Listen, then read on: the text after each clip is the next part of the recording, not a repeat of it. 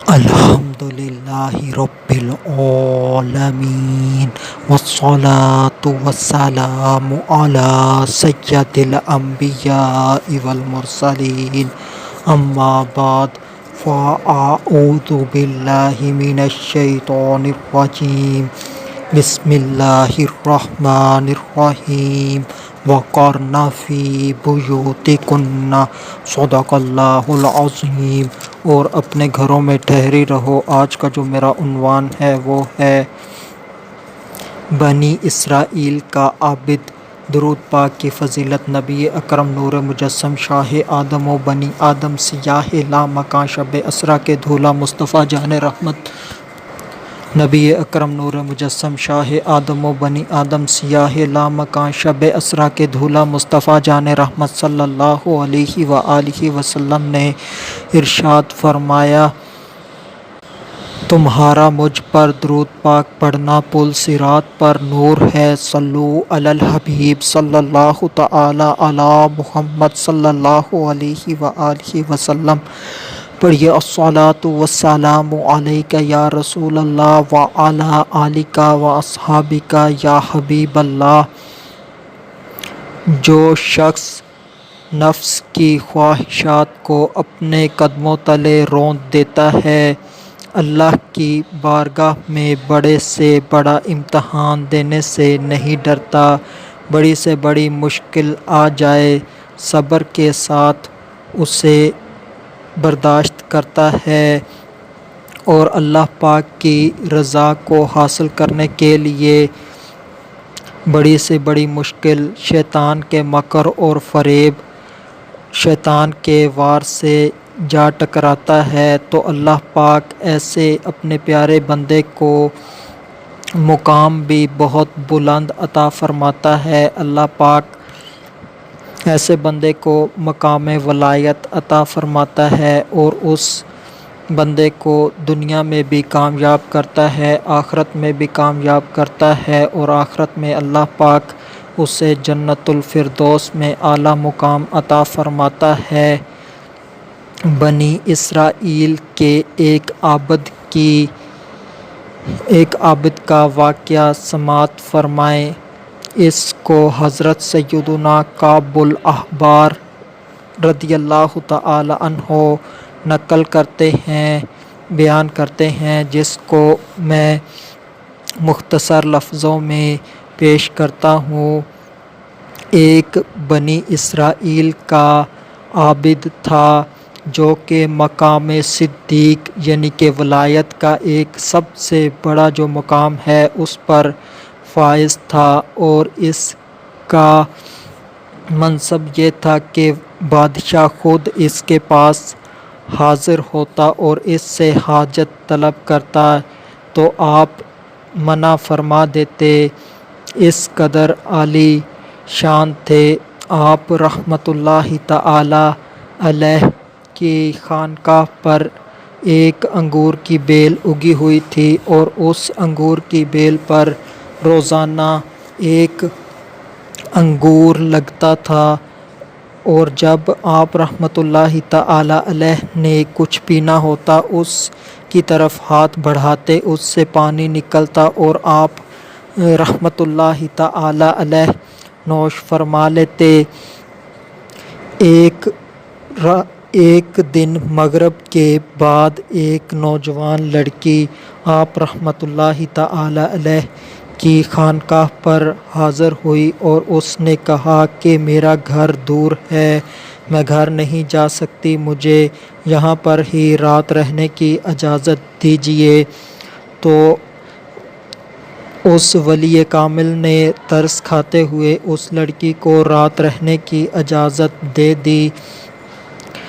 وہ لڑکی اس عبادت خانے پر ٹھہر گئی۔ جب آدھی رات گزری تو وہ لڑکی سیدھی ہو گئی، اور اس نے کہا کہ میرے ساتھ منہ کالا کرو، اور وہ باضد ہو گئی۔ اس نے اپنے کپڑے اتار دیے تو اللہ کے اس ولی نے اپنی آنکھیں بند کر لیں اور اس لڑکی کو کہا کہ کپڑے پہن لو۔ اس لڑکی نے کہا نہیں پہنوں گی۔ تو اس ولی کامل نے اپنے نفس کو مخاطب ہو کر کہا کہ تو کیا چاہتا ہے؟ اس کے نفس نے جواب دیا کہ میں تو اس موقع سے فائدہ اٹھانا چاہتا ہوں۔ تو آپ رحمۃ اللہ تعالی علیہ نے فرمایا تیرا ناس ہو، کیا تو میری ساری زندگی کی عبادت اور ریاضت کو ضائع کرنا چاہتا ہے؟ کیا تو عذاب نار کا طلبگار ہے؟ کیا تو دوزخ کے سانپ اور بچھوؤں کی غذا بننا چاہتا ہے؟ کیا تو جہنم کا ایندھن بنے گا؟ کیا تو زانی کی سزا یاد رکھ کے زانی کو جہنم میں منہ کے بل گھسیٹ کر دوزخ کے گہرے غار میں پھینک دیا جائے گا۔ آپ رحمۃ اللہ تعالی علیہ اپنے نفس کے ساتھ اس طرح کی باتیں کرتے رہے، مگر اس بدنیت لڑکی کے ساتھ ساتھ نفس نے بھی اپنی تحریک برابر جاری رکھی۔ آپ رحمۃ اللہ تعالی علیہ نے فرمایا چل پہلے تجربہ کر لیتے ہیں۔ آپ رحمۃ اللہ تعالی علیہ نے اپنا ہاتھ آگ پر رکھا تو آگ نے آپ رحمۃ اللہ تعالی علیہ کا ہاتھ نہ جلایا، تو آپ رحمۃ اللہ تعالی علیہ جلال میں آ گئے اور آگ کو فرمایا اے آگ تجھے کیا ہو گیا، تو کیوں نہیں جلاتی؟ تو پھر آگ نے آپ رحمۃ اللہ تعالی علیہ کا ایک انگوٹھا جلایا، پھر انگلیاں جلائیں، پھر اسی طرح سارا پنجہ جل گیا، اور یہ دردناک حیرت انگیز منظر دیکھ کر وہ لڑکی نے ایک زوردار چیخ بلند کی، تو اس کی وجہ سے اس کی جان نکل گئی اور وہ مر گئی۔ قفس عنصری سے اس کی روح پرواز کر گئی۔ آپ رحمۃ اللہ تعالی علیہ نے اس کے بدن کے اوپر فوراً چادر ڈال دی۔ صبح کے وقت شیطان نے اعلان کر دیا کہ اس عابد نے فلاں کی بیٹی کے ساتھ زنا کیا ہے اور زنا کرنے کے بعد اس کو قتل کر دیا ہے۔ جب یہ بات بادشاہ تک پہنچی تو وہ بادشاہ آگ بھگولا ہو گیا اور اپنے سپاہیوں سمیت وہاں پر حاضر ہوا اور دیکھا آ کر کہ وہاں پر ایک لاش پڑی ہے اور اس پر چادر ڈلی ہوئی ہے اور وہ ننگی ہے، تو اس طرح سے پھر اس عابد کے گلے میں زنجیر ڈال کر اسے گھسیٹ کر اس کے عبادت خانے سے نکالا گیا۔ پھر اس کے سپاہیوں نے بادشاہ کے سپاہیوں نے اس کی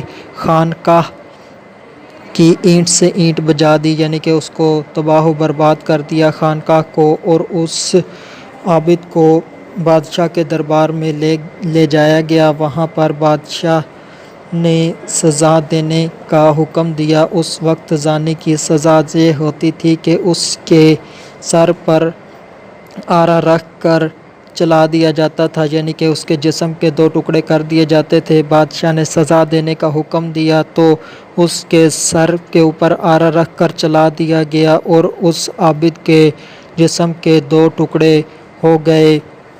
جو عابد تھا اس نے اپنا ہاتھ ایک کپڑے سے چھپایا ہوا تھا اور کسی کو بھی ظاہر نہیں ہونے دیا کہ اس کا ہاتھ جلا ہوا ہے۔ جب عابد کی روح نکل گئی تو اللہ پاک نے اس لڑکی کو زندہ کر دیا، اور اس لڑکی نے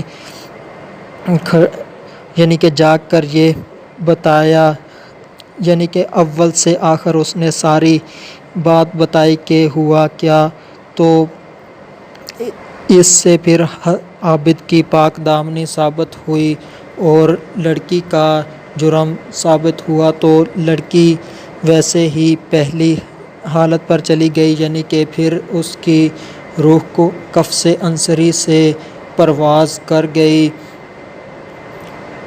اور وہ لوگ عقیدت سے جھک گئے اور خوش نصیب عابد کی اس دردناک رحلت پر سبھی تاسف و حسرت کرنے لگے۔ جب ان کے لیے قبر کھودی گئی تو اس سے مشک و عنبر کی لپیٹیں آنے لگی۔ جوں ہی دونوں کے جنازے لائے گئے تو آسمان سے صدا آنے لگی، یعنی صبر کرو یہاں تک کہ ان پر فرشتے نماز جنازہ پڑھ لیں۔ تدفین کے بعد اللہ رب العالمین نے اس عابد کی قبر پر چنبیلی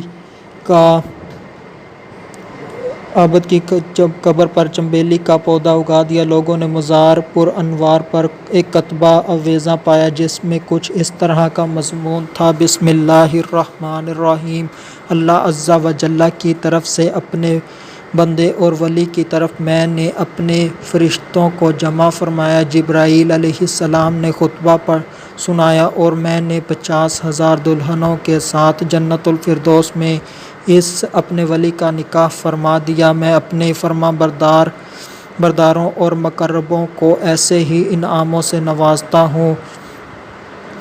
تو یہ ہے پاک دامنی کا اجر۔ اللہ پاک نے اپنے ولی کامل کو پاک دامن رکھا کہ کس طرح سے شیطان نے عورت کے روپ میں لڑکی کی شکل میں آ کر، یعنی کہ وہ اصل لڑکی ہی تھی، لڑکی نے اس کے اوپر منہ کالا کرنے کا کہا، مگر اس نے اپنے نفس کی، اپنے خواہش کی، اپنی لذتوں کی پیروی نہ کی بلکہ اللہ عز و جل کی اطاعت کی، اپنے نفس کو ڈرایا اور پاک دامن رہنے میں کامیاب ہو گیا۔ اللہ پاک نے اس کا اجر یہ دیا کہ اس کو دنیا کے اندر اس کی قبر سے خوشبو آنے لگی اور